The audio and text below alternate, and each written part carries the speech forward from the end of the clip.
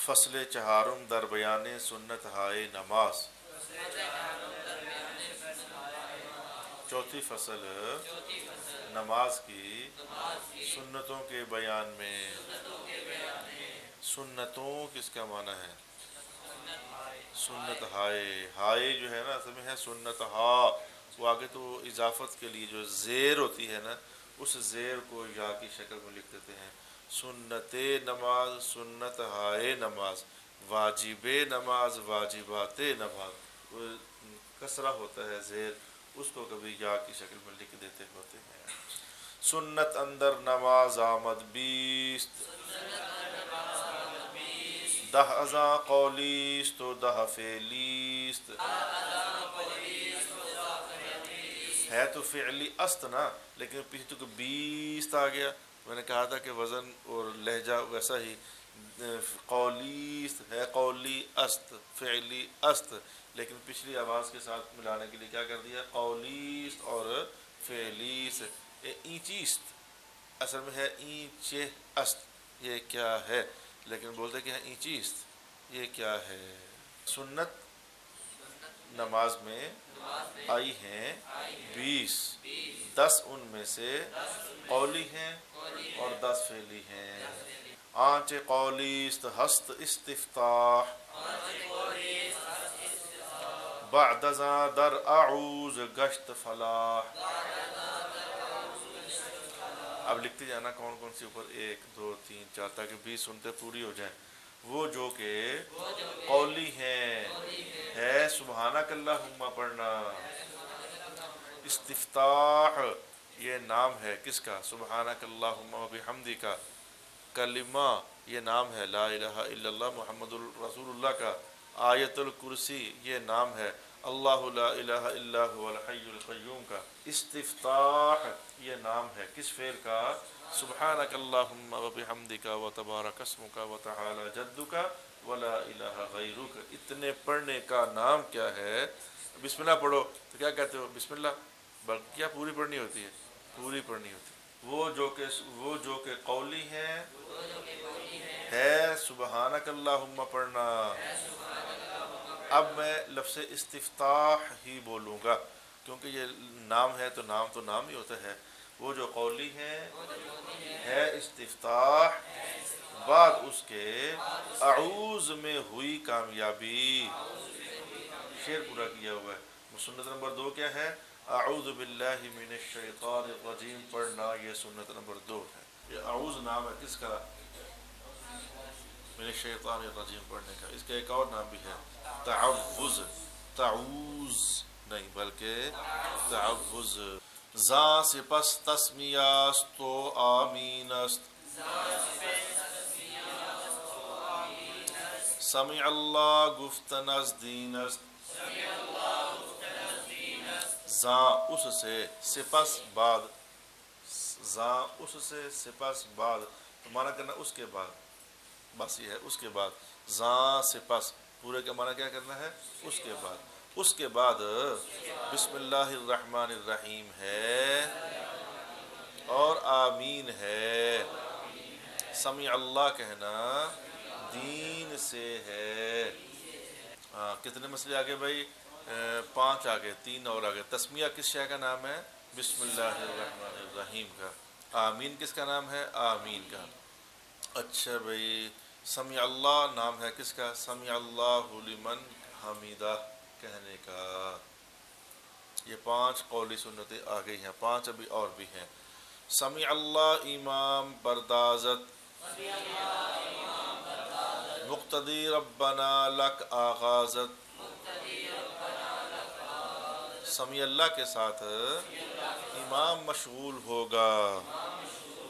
یہ ساتھ لکھا ہوا نہیں ہے لیکن وہ کرنا ہے، محذوف ہے، یعنی با سمیع اللہ ہے، سمیع اللہ، لیکن ترجمہ کرتے ہوئے کیا ترجمہ کرنا ہے؟ با سمیع اللہ، سمیع اللہ کے ساتھ امام مشغول ہوگا، مقتدی ربنا لکا کا آغاز کرے گا، یعنی ربنا لکا الحمد پڑھے گا، آغاز کرے گا یعنی پڑھے گا۔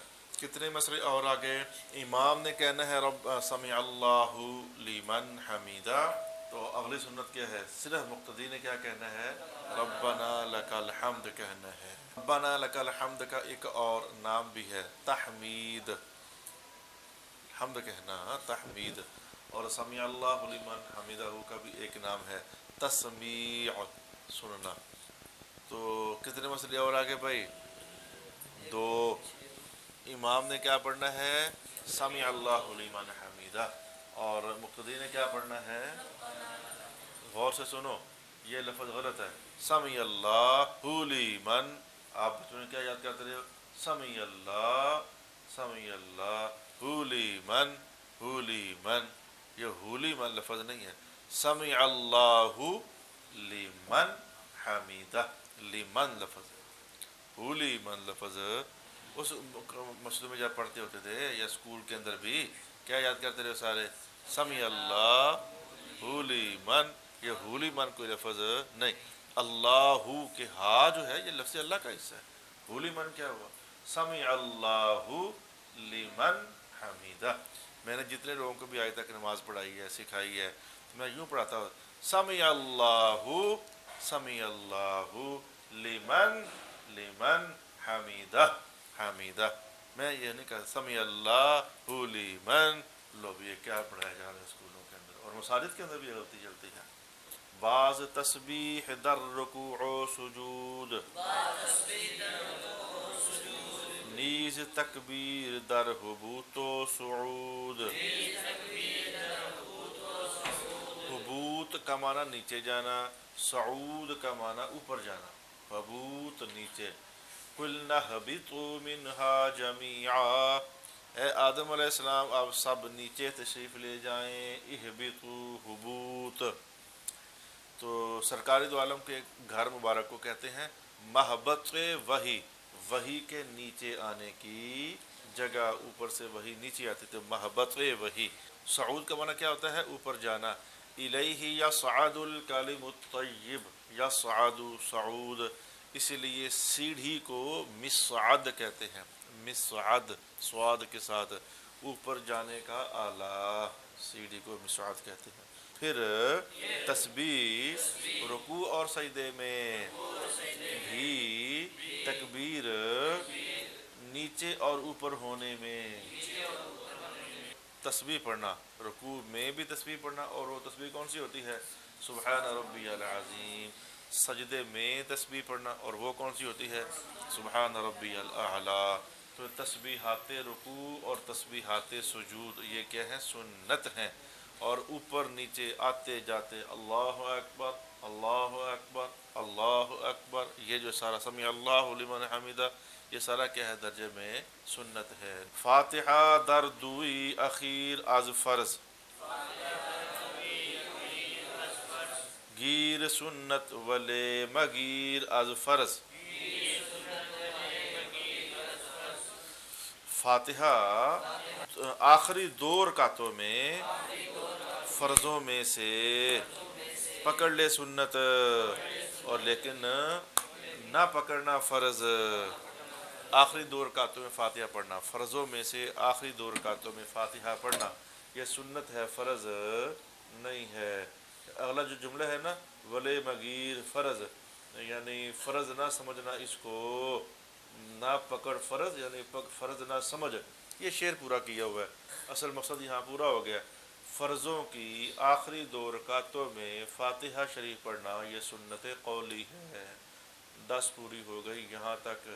پس بروں آمدن بلفظ سلام، نزد ما سنت است در اسلام۔ پھر باہر آنا لفظ سلام سے نزدیک ہمارے سنت ہے اسلام میں۔ اچھا بھائی، یہ ان بزرگوں نے کیا لکھ دیا ہے؟ بزرگوں نے کہ نماز کے اختتام پر سلام پھیرنا سنت ہے، انہوں نے یہ بول دیا۔ حاشیہ پر جاؤ ذرا، 3 پر کیا لکھا ہوا ہے؟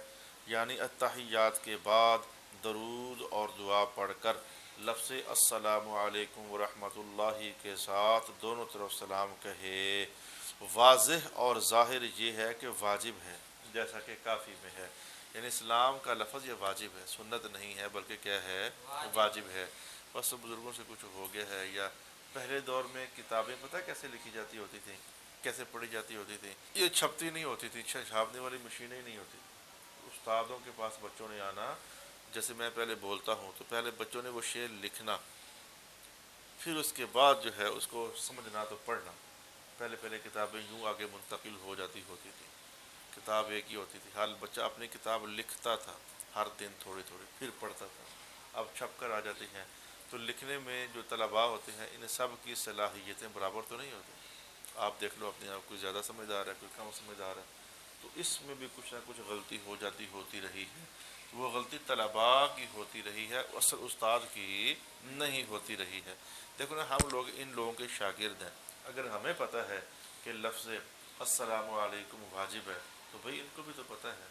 ہو سکتا ہے یہ جو چھوٹی موٹی غلطیاں ہو جاتی ہیں یہ کسی شاگرد سے غلطی ہوئی، بس ایسے ہی ادب کے ساتھ بات کرنا مناسب ہوتا ہے۔ اور جو یہ کہا ہے نا، اوپر اور نیچے ہونے والی تکبیریں، مانا آپ کو سمجھ آ گیا؟ اللہ اکبر، اللہ اکبر، اللہ اکبر، اس کو عربی زبان میں کہتے ہیں تکبیرات انتقال۔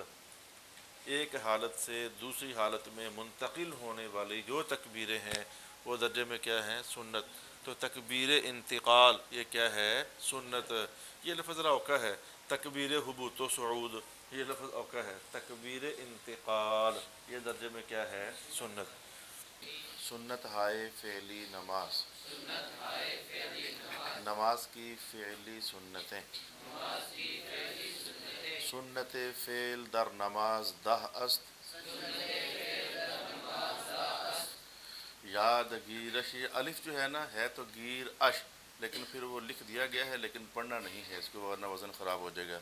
یاد گیرش اگر ترا شرح است، تو شرح کہتے ہیں ہرس کو، لالچ کو، رغبت کرنا کسی شے کی طرف۔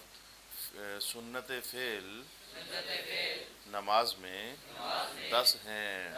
10 سنتیں وہ تھی نا جو منہ سے قول کرتے ہوئے ادا کرنی ہوتی ہیں، اور 10 سنتیں ایسی ہیں جن کا منہ سے بولنے سے کوئی تعلق نہیں ہے بلکہ وہ عملاً فعل کے ذریعے کر کے تو ادا کرنی ہوتی ہیں، ابھی آپ کے سامنے آ جائیں گی۔ سنت فعل نماز میں 10 ہیں، یاد کر ان کو اگر تجھے لالچ ہے، اگر تجھے شوق ہے۔ جب ہرس، لالچ تو اس کا حاصلی معنی شوق اگر کر لیا جائے تو گزارا چل سکتا ہے، اگر تجھے شوق ہے۔ ہست رفع الیدین تا اذنین، وانگہ بر جائے سجدہ دارد عین۔ رفع کہتے ہیں اٹھانا، الیدین دونوں ہاتھ، اذنین دونوں کان، ہے اٹھانا دونوں ہاتھوں کا دونوں کانوں تک، اور پھر آنگا اس وقت، تو مراد ہے اس وقت یا پھر، یعنی اور کون سی ہے، اور پھر سجدے کی جگہ پر رکھے وہ آنکھ نظر۔ کون سجدے کی جگہ پر نظر رکھے؟ نمازی جو نماز پڑھ رہا ہے۔ تو 2 آ گئیں، کون کون سی؟ ایک تو ہاتھوں کو اٹھانا کہاں تک؟ کانوں تک، یہ سنت ہے، یہ سنت ہے۔ یعنی جب ہم کہتے ہیں اللہ اکبر، پہلی بار ہی جب اللہ اکبر کہا جاتا ہے تو اس وقت تک یہاں تک اٹھانا یہ سنت ہے۔ ایک بات ہو گئی، ہاتھ باندھ لیے، اب دیکھنا کہاں چاہیے؟ جہاں سجدہ کرنا ہے وہاں دیکھنا چاہیے۔ اب اس میں بھی بولنا کچھ بھی نہیں ہے، دیکھنے میں بھی بولنا کچھ نہیں ہے۔ یہ دونوں فعل ہیں جو کہ نماز میں بطور سنت ادا کرنے ہیں۔ تو اوپر ہلکا ہلکا ٹک مارتے کیا جاؤ، 1 ہو گئی، 2 ہو گئی۔ بعد ازاں دست راست را بر چپ، بنہی زیر ناف بحر ادب، بعد اس کے ہاتھ دائیں کو بائیں پر رکھے تو ناف کے نیچے، ادب کے واسطے، بحر ادب، یہ کوئی مسئلہ نہیں ہے، یعنی یہ شعر پورا کیا ہے۔ تو تیسری سنت کیا ہوئی؟ ہاتھوں کو کہاں رکھنا ہے؟ ناف کے دھنی کے نیچے، ایک بایاں نیچے رکھنا ہے اور دایاں اوپر رکھنا ہے، یہ سنت مبارکہ ہے۔ تو آخر میں آپ کو کچھ بتاؤں گا، ذرا پہلے سنتیں ہم پوری کر لیں، آخر میں کچھ آپ کو میں بتاؤں گا انشاءاللہ۔ بامحاورہ ترجمہ وہ کروایا جا سکتا ہے، لیکن پھر آپ کو یہ خیال نہیں گزرے گا کہ کس لفظ کا کون سا ترجمہ ہے، اس لیے لفظوں کے نیچے ہر لفظ کا ترجمہ آپ کے ذہنوں میں ڈالنے کی کوشش کی جاتی ہے۔ تو کتنی سنتیں ہو گئیں؟ رفع الیدین ایک، نظر کہاں رکھیں؟ حالت قیام میں، مقام سجدہ پر دو، اور تیسری سنت کیا ہوئی؟ دائیں کو بائیں کے اوپر رکھنا ہے اور لگے ہاتھوں ہی چوتھی کیا ہو گئی؟ ناف کے نیچے رکھنا ہے۔ ہاتھوں میں ترتیب کیا ہے؟ اوپر کون سا ہاتھ ہوگا؟ دایاں، نیچے کون سا ہوگا؟ بایاں، اور جگہ کون سی ہوگی؟ ناف کے نیچے۔ نہیں، یہ کس مصدر سے بنا ہے؟ نہادن، نہد، نہند، نہی، نہید، نہم، نہیم۔ مرزنا را بجملہ اقوال، دست برسینہ بہ بود ہمہ حال۔ خاص کر کے عورتوں کے لیے تمام کے اقوال میں، اب اس کو بہت تفصیلی ترجمہ کر لیتے ہیں، تمام فقہا کے اقوال میں۔ فقہا سمجھو کہ یہاں پر ہم معذوف نکال لیتے ہیں، تمام فقہا کے اقوال میں کیا ہے؟ ہاتھ سینہ پر، بہ بود، بہبود پڑھنا ہے لیکن ترجمہ بود والا کرنا ہے، بہتر ہوتے ہیں تمام حالات میں۔ ترجمہ ایک بار پھر سن لو، خاص کر کے عورتوں کے لیے تمام فقہا کے اقوال میں ہاتھ سینہ پر بہتر ہوتے ہیں تمام احوال میں۔ یہ بہ جو ہے نا، یہ بہتر کا مخفف ہے، بہ جو ہے یہ بہتر کا مخفف ہے۔ عورتوں نے ہاتھ کہاں باندھنے ہوتے ہیں؟ سینے پر، یعنی اچھا ہم مردوں نے تو ایسے پکڑنا ہوتا ہے نا، عورتوں نے پکڑنا بھی نہیں ہوتا، بس اوپر صرف رکھنے ہوتے ہیں۔ عورتوں کا طریقہ کار یہ ہوتا ہے، اس کی وجہ بس یہی ہوتی ہے کہ عورتوں کے جسم کے مخصوص حصے جو ہیں نماز کی حالت میں محسوس نہ ہوں۔ اگر بھی ہاتھ ایسے باندھیں کہ ان کا سینہ محسوس ہوگا، اور اتنا بھی ان کے لیے سمجھو کہ مناسب نہیں ہے عورتوں کے لیے، وہ حالانکہ نماز کی حالت میں چادر لی ہوتی ہے، تو مذہب شریف اتنا بھی پسند نہیں کرتا۔ اندازہ کیا جا سکتا ہے کہ جو آج کل ہماری عورتوں کے حال بنے ہوئے ہیں، دوپٹے ہی نہیں ہیں، چادریں ہی نہیں ہیں، تو ان پر اللہ تعالیٰ کا کتنا غضب برستا ہوگا، نعوذ باللہ العزیز۔ دست بر رکبہ در رکو بینہ، پشت ہموار دار ہم چوزہ، ہاتھ گھٹنے پر، رکبہ گھٹنا، رکوع کی حالت میں رکھ، امر کا صیغہ ہے نہادن سے نہاد، تو نہاد سے دال کو حذف کر دیا، تو جو پیچھے بچ گیا وہ کیا ہے؟ امر کا صیغہ، اور بعض زیادہ امر کے صیغے کے اوپر آتی رہتی ہے، فارسی زبان کے اندر یہ بات بہت زیادہ ہے۔ ہاتھ گھٹنے پر، رکوع کی حالت میں رکھ، پشت برابر رکھ، مثل کمان کے چلہ کے، تیر کمان دیکھو نا، تیر کمان، تو ایک ہوتا ہے کمان یعنی وہ جو ایسی ہوتی ہے ڈی ٹائپ، اور ایک جو سیدھا خط ڈی کا خط ہوتا ہے جس کے اوپر تیر لگا کر چڑھانا ہوتا ہے، تو وہ سیدھا ہوتا ہے۔ آپ نے کبھی جو میں نے کہا تصویر بن گئی ذہن میں، یعنی یہ ڈی اوپر کی، تو یہ کمان ہے، اور یہ اس کا جو ہوتا ہے نا یہ رسی ہوتی ہے، یہ چلہ ہوتا ہے۔ تو جیسے کل بھی آپ سے کہا تھا کہ پشت کو برابر رکھنا، یہ کیا ہے؟ کل آپ کو میں نے کہا تھا کہ تعدیل ارکان واجب ہے، تو تعدیلی ارکان کی اتنی مقدار واجب ہے، کتنی مقدار؟ کہ سبحان ربی العظیم ایک بار کہہ لو تو اتنی مقدار واجب ہے۔ اس کے بعد مسلسل 3 تکبیروں کی مقدار پشت کو برابر رکھنا، اگلی مقدار جو ہے وہ درجے میں کیا ہو جاتی ہے؟ سنت شریفہ ہوتی ہے۔ کل تو میں نے آپ کو یہ بتایا تھا نا، ہر رکن کو عدل کے ساتھ ادا کرنا، تو عدل اس کا میں نے مکمل بتا دیا سنت سمیت، کہ پشت سیدھی رکھتے ہوئے تینوں تسبیحات کی مقدار رکنا، اس میں پھر تفصیل یہ ہے کہ ایک تسبیح کی مقدار رکوع کو برابر رکھنا یہ واجب ہے، اور رکوع میں رکنا واجب ہے، اور 3 تسبیح کی مقدار یہ رکنا رکوع کی حالت میں یہ درجے میں کیا ہے؟ سنت ہے۔ یہ حالت قیام میں بھی یہی بات ہے کہ کچھ تلاوت کرنا فرض ہے اور مقدار آ جائے گی، کچھ تلاوت کرنا واجب ہے اور کچھ تلاوت کرنا درجے میں سنت ہے، تو جتنی تلاوت کرنا فرض ہے اتنی کو مقدار قیام کی فرض ہے، جتنی تلاوت کرنا پھر مزید کچھ آگے بڑھ جاؤ تو واجب ہے، اتنی مقدار قیام کی درجے میں واجب ہے، اور جتنی تلاوت کرنا سنت ہے تو قیام کی اتنی مقدار پھر درجے میں کیا ہے؟ سنت ہے۔ سادے لفظوں میں یوں کہہ لو، اگر 1 منٹ کی تلاوت فرض ہے تو 1 منٹ کا قیام فرض ہے، تبھی تو فرض ادا ہوگا۔ اگر 2 منٹوں کی تلاوت واجب ہے، یہ 2 منٹوں 1 منٹوں کی بات نہیں ہے، وہ تلاوت کی مقدار ہوتی ہے، بتا دوں گا یعنی مسئلے کو آسان کرنے کے لیے۔ تو 2 منٹوں کی اگر تلاوت واجب ہے تو 2 منٹوں کا قیام واجب ہے، اور اگر 3 منٹوں کی تلاوت سنت ہے تو 3 منٹوں کا قیام سنت ہے۔ یہ ایسے ہی رکوع کے اندر ہے، ایک رکوع ایک تسبیح کی مقدار واجب ہے تو اتنا تعدیلی ارکان واجب ہے، اور پھر پشت کو سیدھا رکھتے ہوئے 3 تسبیح کی مقدار ادا کرنا یہ درجے میں کیا ہے؟ سنت ہے۔ الغرض پشت کو برابر رکھنا یہ درجے میں کیا ہے؟ سنت شریفہ۔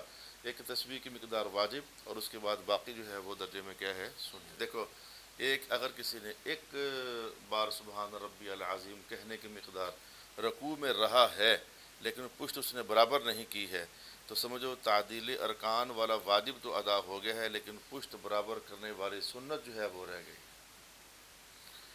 دیکھو، رکوع کی حالت میں بندہ تھوڑا کو جھکا، ہاتھ گھوڑوں پر پہنچ گئے تو 1 تسبیح کی مقدار رکا، واجب تو ادا ہو گیا ہے، اب واجب کے ساتھ ساتھ سنت بھی ادا ہو گئی۔ اگر کسی نے ڈائریکٹ یہاں پہنچا تو اب سنت بھی ادا ہو گئی، سنت فعلی، کون سی؟ پشت کو برابر رکھنا، اور اگر کوئی اس سے کم جھکا تو 1 تسبیح کی مقدار رکوع میں رہا تو 1 تسبیح کی مقدار رکنا یہ تعدیل ارکان ہے، یہ واجب ہے، تو یہ واجب ادا ہو گیا لیکن سنت رہ گئی ہے اگر اس کی پشت برابر نہیں ہوئی، اور اگر پشت برابر ہو گئی ہے تو یہ کمال درجے میں تعدیل ارکان ہو گیا کہ واجب بھی ادا ہو گیا ہے اور لگے ہاتھوں سنت بھی ادا ہو گئی ہے۔ سجدہ آرید درمیان 2 کف، شکم از ران دور دست از دف، یعنی آوردن مسلانا، آورات مضارع لائے، آور حاصل مصدر، تو اسی کو مخفف کرتے ہوئے آر بولتے ہیں، جیسے آب بیار، آپ پانی لاؤ، تو آرید تم سارے پانی لاؤ، مثلا آب بیارید تم سارے پانی لاؤ، تو یہ وہ ہے آرید، جمع کا صیغہ ہے، امر سے جمع کا صیغہ ہے۔ سجدہ ادا کرو درمیان 2 ہاتھوں کے، پیٹ رانوں سے دور، ہاتھ پہلوؤں سے۔ سجدہ 2 ہاتھوں کے درمیان ادا کرنا، یعنی یہ دیکھو یہ سجدہ ناک سمجھو کہ یہ ہو جائے، ناک سجدے میں یوں آ جائے تو یہ 2 ہاتھوں کے درمیان سجدہ ادا ہو گیا، تو یہ جو بازو ہیں یہ پہلوؤں سے جدا رہیں، یہ ایک الگ سنت ہوگی، پیٹ رانوں سے جدا ہو جائے یہ ایک الگ سنت ہو گئی، کل کتنی ہو چکی ہیں؟ 9 ہو گئی ہیں۔ نیز برپائے چپ نشست کنی، سر انگشت سوئے قبلہ کنی، بھی بائیں پاؤں پر بیٹھنا کرے تو، سر انگلیوں کا طرف قبلہ کے کرے تو۔ نہیں، دیکھو یہ ایک تھوڑا سا توجہ والا کام ہوتا ہے، بیٹھ کر آپ کو دکھاتا ہے ایک لڑکا، دکھاؤ بیٹھ کر بھائی، جو دیکھو جو پاؤں سیدھا کھڑا ہوتا ہے اس میں جب ہم انگلیاں ایسے کر لیں گے تو خود بخود ہی ان کا پاؤں رخ کدھر ہو گیا؟ قبلے کی طرف، اور جو دوسرا پاؤں ہوتا ہے جو ہم نے بچھانا ہے اور اس کے اوپر بیٹھنا ہے تو وہ ایسے ہوتا ہے، ایسے نیچے بیٹھا، تو اس کو ہلکا سا خم دے دینا انگلیوں کو، یعنی اس پاؤں کی اڑیس کے ساتھ اس کو ہلکا سا خم دے دینا، کہ انگلیاں اس کی کس قدر کس طرف ہو جائیں، قبلے کی طرف۔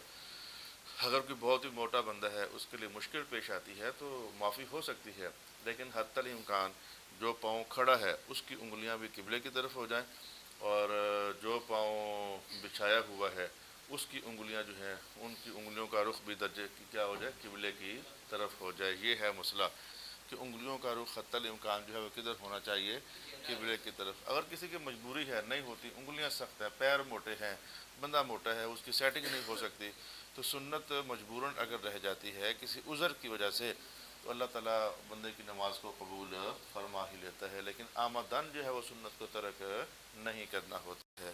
بعض گرداں تو رو بوقت سلام، با یمین و یسار خیش تمام، پھر تو چہرہ سلام کے وقت طرف دائیں اور بائیں اپنے تمام، یعنی چہرہ پھیرنا۔ ایک ہے لفظ السلام منہ سے ادا کرنا، السلام، یہ منہ سے جو بول رہے ہو یہ واجب ہے، اور ساتھ جو چہرہ گھوم رہا ہے یہ چہرے کا گھومنا یہ دائیں ہو گیا، اور چہرے کا گھومنا یہ بائیں ہو گیا۔ یہ درجے میں کیا ہے، سنت، یہ سنت فعلی ہے۔ چہرہ اتنا کو گھوم جانا چاہیے کہ جس سے دیکھو اور سے پچھلے بندے کو چہرے کا رخسار نظر آ جائے، اتنا کو،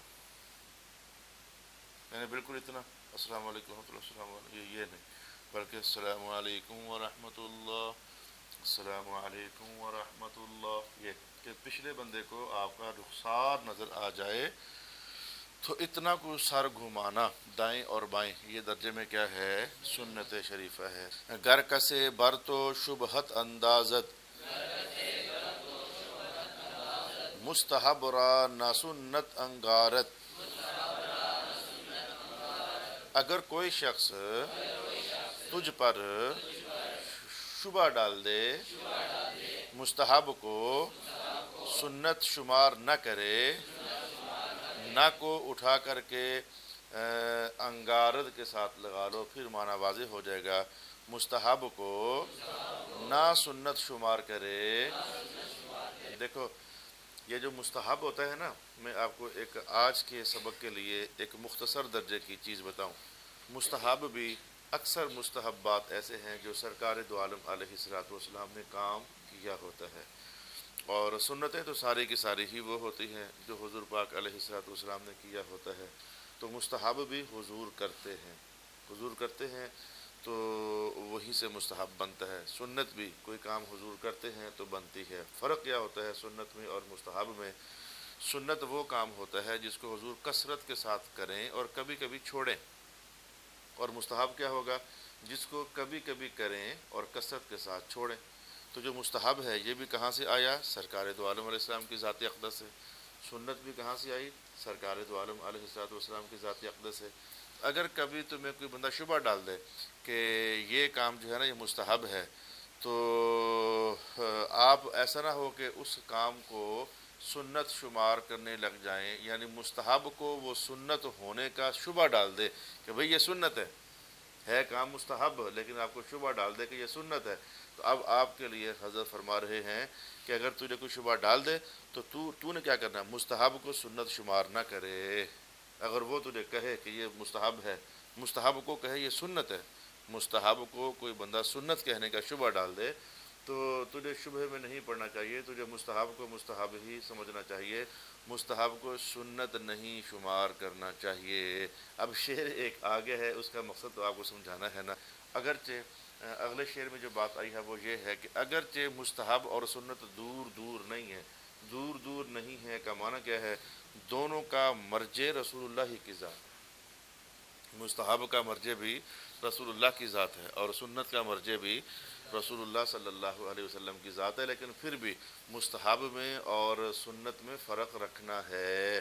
جس کو سنت کہا جائے وہ کام حضور نے اکثر کیا ہوتا ہے، اور جس کو مستحب کہا جائے تو وہ کام حضور نے کبھی کبھی کیا ہوتا ہے۔ یہ ایک مشورہ دیا ہے کہ بھئی فی الحال اس کتاب کے حوالے سے میں اتنا ہی بتایا ہے، باقی ہم سفر مزید جب اگلا طے کریں گے تو اور تفصیل اس کے اندر ہوگی۔ اے دلت پر ز نور و ز حکمت، مستحب دور نیست از سنت۔ اے دل بھرے ہوئے نور سے اور حکمت سے، دلت کی جو تے ہے یہ زیادہ ہے، کوئی معنی یہاں پر اس کا نہیں ہے۔ اے دل بھرے ہوئے نور سے اور حکمت سے، مستحب دور نہیں ہے سنت سے۔ دونوں ہیں قریب قریب، کیونکہ دونوں کا مرجع کون سی ذات والا شان ہے؟ رسول پاک صلی اللہ علیہ وآلہ وسلم۔ اب میں تا کا ترجمہ ساتھ کروا کر دوسرے طریقے سے ترجمہ کروانے جا رہا ہوں۔ میں نے کہا تھا نا کہ ترجمہ، ایک شعر کا ترجمہ ایک طریقے سے ہو سکتا ہے، دو طریقے سے ہو سکتا ہے، لفظوں کو آگے پیچھے کرتے ہوئے بدل سکتا ہے۔ اب میں تے کو زیادہ نہیں کروں گا، تے کا ترجمہ ساتھ کروانے لگا ہوں۔ اے وہ شخص کہ دل تیرا بھرا ہوا ہے نور سے اور حکمت سے۔ اگلی بات وہی ہے، اے سے مراد کیا ہوگا؟ اے وہ شخص کہ دل تیرا بھرا ہوا ہے نور سے اور حکمت سے، تو مستحب سنت سے دور نہیں ہے۔ بعد ازاں ہرچہ ہست آدابست، یادگیرش کے نسخہ کم یا بست۔ بعد اس کے جو کچھ ہے مستحبات سے ہے۔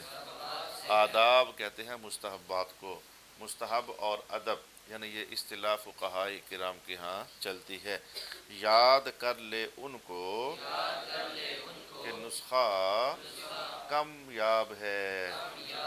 کامیاب ایک ہوتا ہے کامیاب، ایک ہوتا ہے کامیاب۔ کامیاب مقصد کو پانا یعنی حاصل کر لینا، منزل مراد پر پہنچ جانا۔